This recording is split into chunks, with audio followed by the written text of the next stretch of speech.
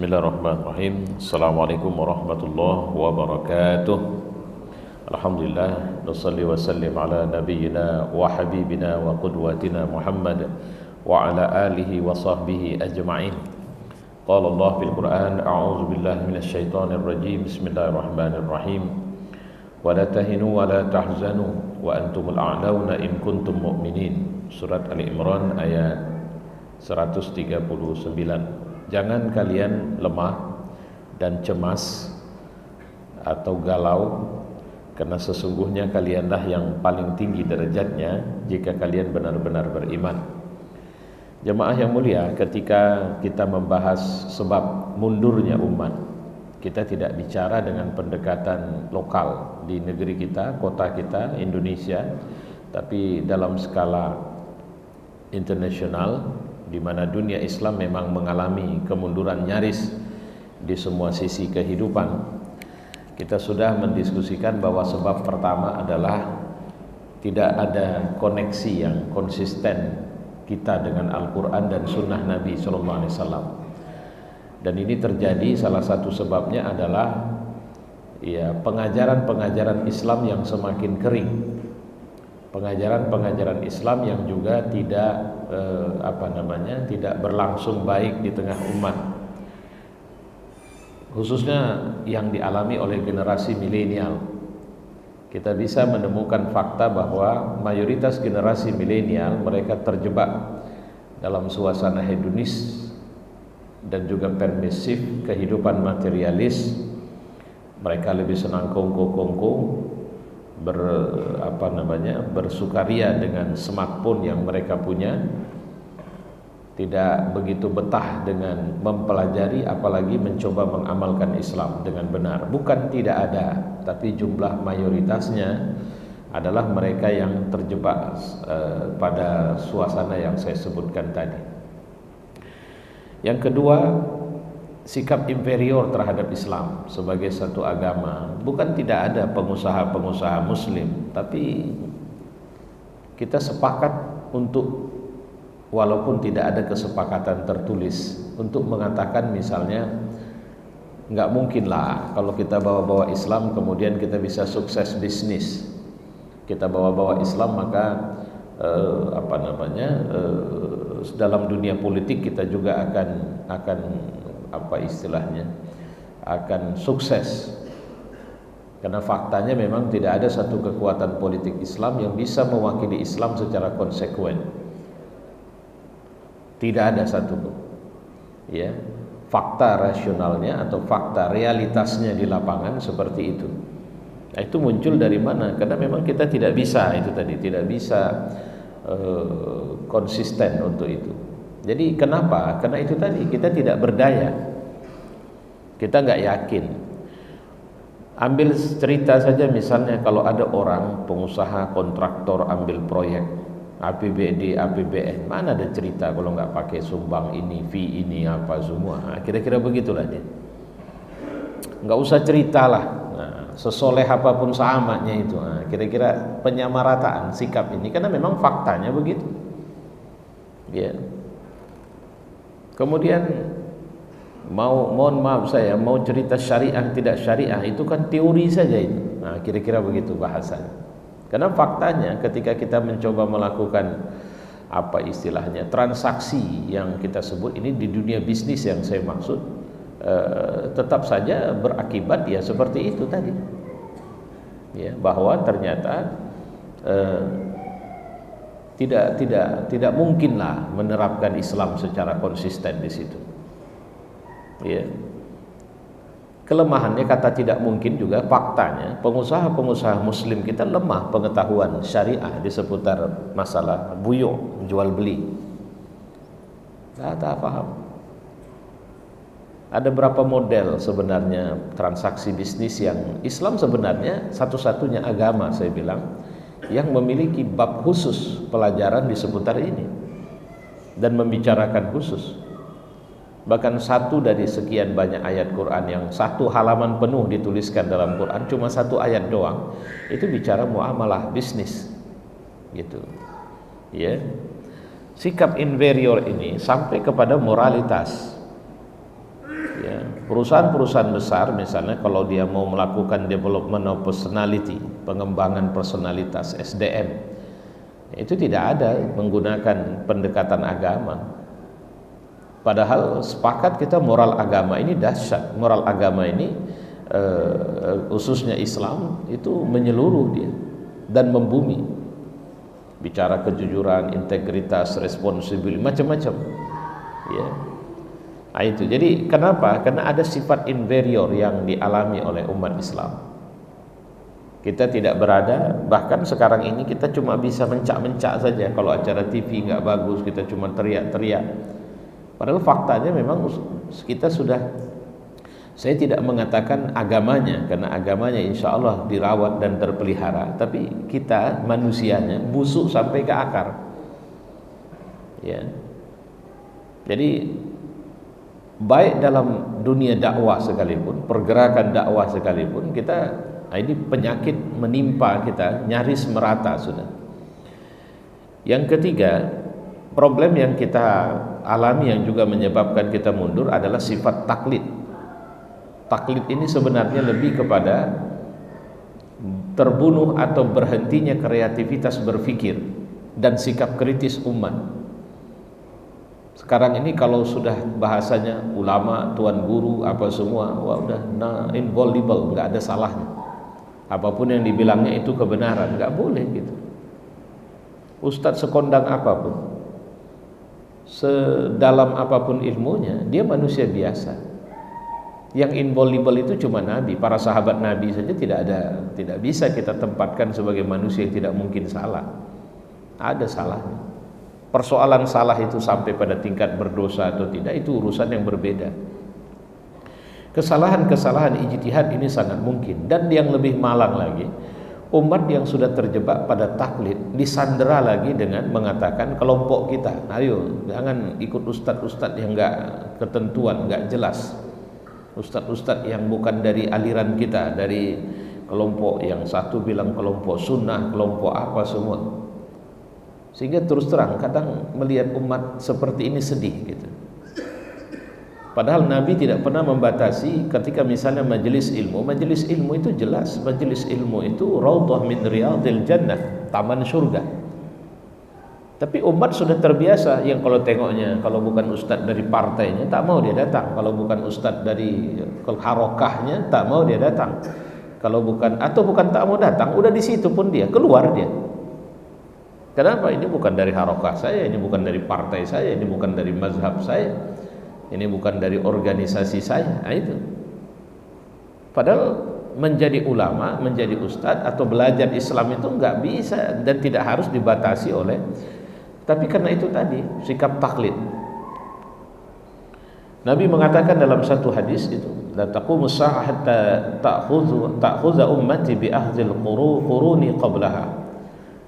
Kiamat tidak akan terjadi hingga umatku mengikut jalan generasi sebelumnya, shibran bi shibrin wa zira'an bi zira'in, sejengkal sejengkal, sehasta demi sehasta.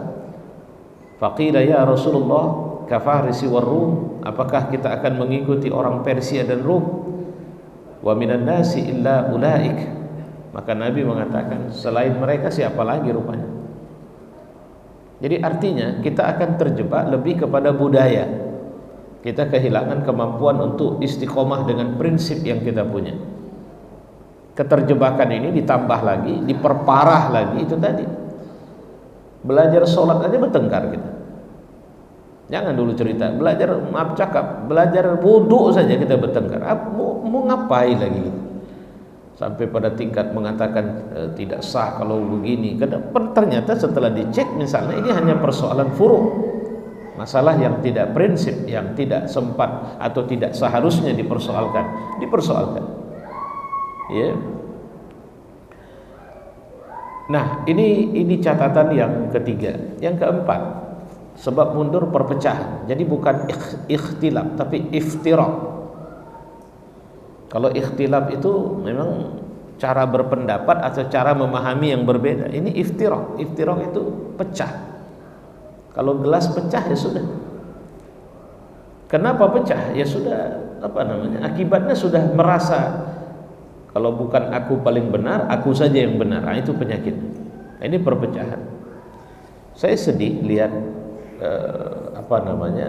di berbagai perbincangan orang-orang pintar yang sekarang lebih sering suka bertengkar, perdebatan-perdebatan yang tidak perlu dipertontonkan di tengah umat. Padahal sehebat apapun pengetahuan kita tentang Islam, itu kata kuncinya akhlakul karimah. Punya akhlak enggak kita? Ya. Saya membaca misalnya hakul muslim 'alal muslim, hak muslim atas muslim. Jika dia misalnya sakit maka kunjungi. Kata muslim dengan muslim, dan 6 itu ada 6. Kata muslim dengan muslim artinya enggak ada muslim yang soleh, muslim yang tidak soleh. Sanggup-sanggupnya ada orang misalnya tidak mau menjawab salam seorang muslim yang lain karena persoalan yang sederhana. Apa misalnya? Merasa bahwa itu ahlu bid'ah, ahlu maksiat, tak perlu kita jawab. Siapa yang bilang tak perlu? Dia masih muslim kan? Sekurang ajar apapun dia muslim kan? Tapi sampai-sampai tega-teganya kita kehilangan senyum cuma karena perbedaan itu tadi. Berbeda harokah, udah hilang senyum. Peluk cium, cipika-cipiki cuma ada kalau kita sudah satu kelompok saja. Kalau dulu tidak satu kelompok, tak ada cipika-cipiki, tak ada assalamualaikum. Ikhwan fillah itu ikhwan satu kelompok, bukan ikhwan satu keyakinan, ya, satu akidah. Ini kan penyakit ini, ya. Kemudian menganggap itu tadi, saya pernah menyampaikan ini yang kemudian meradang orang. Ketika saya bilang jangan kau anggap fahammu, pikiranmu itulah agama. Agama itu bukan apa yang ada dalam otakmu. Agama itu sebenarnya adalah apa yang Allah turunkan, termaktub dalam Al-Quran dan Sunnah. Aliran-aliran yang keluar dari situ, selama datangnya dari situ, kita harusnya tasamu, toleran, lapang dada. Jadi apa yang terjadi sekarang? Serangan, ya. Bagaimana sekelompok umat dalam skala besar misalnya menganggap pandangan tentang khilafah adalah pandangan menyesatkan yang bisa membahayakan. Kenapa harus keluar dari rekomendasi ataupun pernyataan organisasi yang mewakili umat ini? Kenapa tak duduk dulu kita? Ayolah duduk dulu. Apa sih yang kalian maksud dengan khilafah? Kenapa kalian mengatakan khilafah syariah, khilafah itu apa dulu? Coba dulu. Artinya kan kalau ada pendekatan takrib, ya, bainana di antara kita, itu akan mengurangi kesalahpahaman sampai pada kebencian. Kan aneh ada gerakan Islam membubarkan pengajian. Aneh itu. Sementara ada oma-oma, nenek-nenek nyibuin pengajian, ngeributin oma-oma mengaji dan menghubungkan dengan pendidikan pembinaan anak-anak mereka, sehingga jangan sampai anak kurang gizi, kena stunting apa semua. Padahal kalau oma-oma pergi wirid, saya tahu betul itu ingat anak semua itu. Kalau udah ada kue itu masuk dalam tas. Kenapa? Karena ingat anak. Nah, kira-kira begitulah candanya. Ya. Tapi orang yang nggak pernah mengaji ngeributin pengajian ini kadang-kadang cocok ditabuknya mulutnya yang begini. Ya. Kemudian ketertinggalan dalam berbagai urusan kekinian. Perpecahan yang berlarut membuat kekuatan umat semakin lemah. Fanatik kelompok yang tertanam dalam jiwa mereka menjadi penghalang terwujudnya sinergi dalam perjuangan. Berapa banyak urusan umat Islam di Medan kita nggak sinergis. Itu kasus Masjid Amaliyah di Asia Megamas, ya. Asia Megamas. Saya tidak pernah mendengar, mohon maaf saya, tidak ada satupun konsen satu kekuatan politik Islam, partai politik Islam, baik di tingkat kota Medan maupun di tingkat provinsi yang ikut serta di sana. Mohon maaf saya nanti kalau ada yang tahu, kasih tahu sama saya bahwa ada gitu. Ya, yang aktif di situ, memberikan pembelaan. Saya apresiasi itu Gubernur Sumatera Utara misalnya yang hadir di sana. Ketika kemarin masjid itu sedang ada bukan isu tapi memang rencananya mau digusur, beliau hadir sholat subuh, datang di situ dan mengatakan pertahankan sampai titis darah penghabisan. Cuma masalahnya gubernur seharusnya juga tidak hanya sekedar sebagai sosok pribadi, tapi juga kekuatan politik di belakang gubernur itu harus ikut, dan benar dia lakukan. Dia datangkan kabak hukumnya untuk kemudian mempertanyakan bagaimana ini sebenarnya statusnya dan menindaklanjutinya. Tapi saya belum lihat ada statement partai yang mengaku atau menyebut diri pembela umat Islam, mau yang manapun, yang ada wakil sama tidak ada wakil, yang mau ikut konsen bicara itu. Itu yang dimaksud dengan ini kelemahan yang mendasar kita. Tidak ada sinergi, ya, nggak ada kekuatan sinergi kita untuk kemudian udahlah, mau berapa banyak pun partai Islam, mau berapa banyak pun ormas Islam, semua ini adalah aset yang harus kita kelola untuk bekerja sama memberikan pembelaan kepada kepentingan umat Islam. Inilah masalah-masalah yang membuat kita mundur. Nah, jemaah yang mulia, saya pikir karena kaji kita ini kita tutup hari ini adalah apa sebab umat Islam mundur. Insya Allah nanti ada rezeki kita akan mendiskusikan. Masih ada sekali lagi ya? Oh, 2 kali lagi kita akan mendiskusikan terkait tentang solusi-solusi apa masalah ini. Tapi yang pasti mohon maaf, saya bukan tidak mau menceritakan solusi, tapi kalau mau kita bahas sementara ini secara umum, tidak ada cerita kecuali kita harus melakukan apa yang dilakukan oleh generasi pertama Islam untuk menang dalam kehidupan kita. Apa yang dilakukan generasi, siapa yang dimaksud dengan generasi pertama Islam? Rasul dan para sahabatnya. Saya kira ini catatannya. Assalamualaikum warahmatullahi wabarakatuh. Baik, kira-kira ada pertanyaan?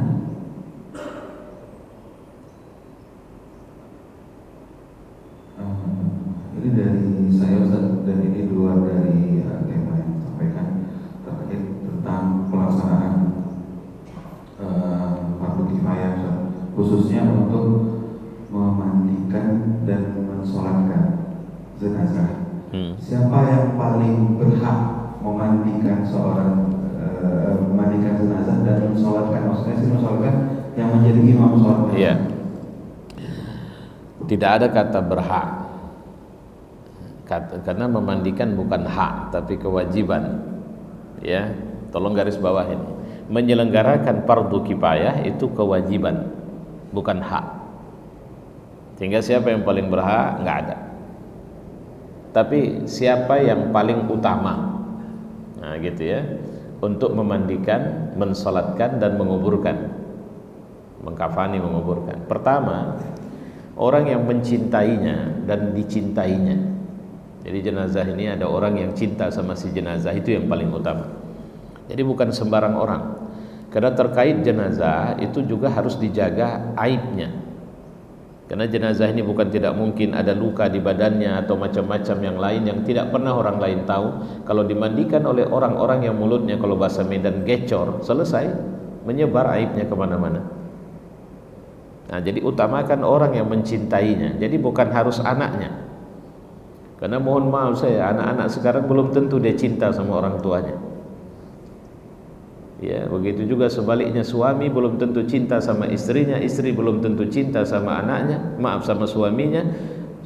Orang tua belum tentu mencintai anaknya karena jarang ketemu. Tapi yang pasti orang-orang yang mencintainya dan dicintainya itu lebih utama. Ini dari sebelum dia menikah, sebenarnya inilah yang harusnya melayani dia. Tujuannya untuk menghindari tersebarnya aib jenazah kalau memang ada aibnya.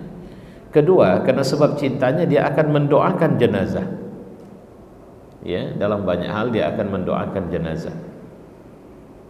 Dan kemudian tentu saja penyelenggaraan akan bisa dilakukan lebih optimal kalau orang-orang yang mencintai ini akan atau yang menyelenggarakan.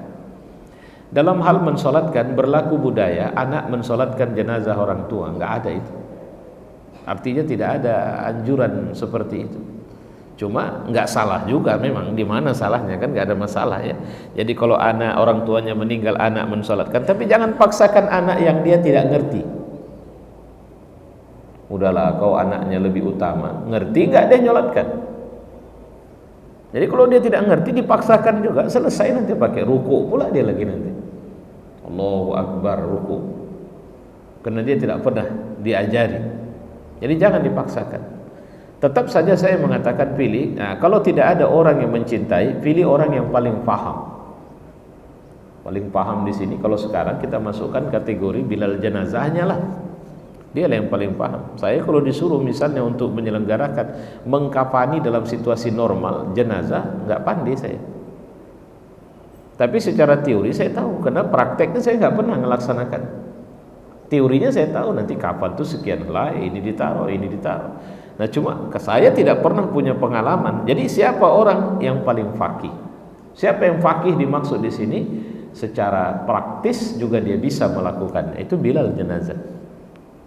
Bisakah kalau kita minta ustadz untuk menyelenggarakan jenazah dalam arti kata mensolatkan karena tidak ada dari keluarga? Ya boleh, ya nggak ada masalah.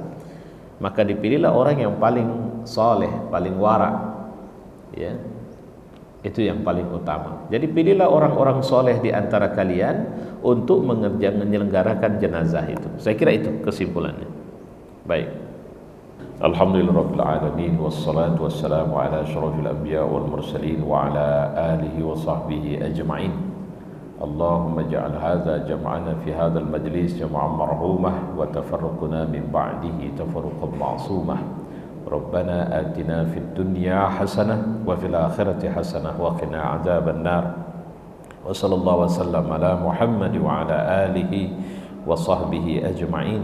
Walhamdulillahi rabbil alamin. Taqabbalallahu minkum.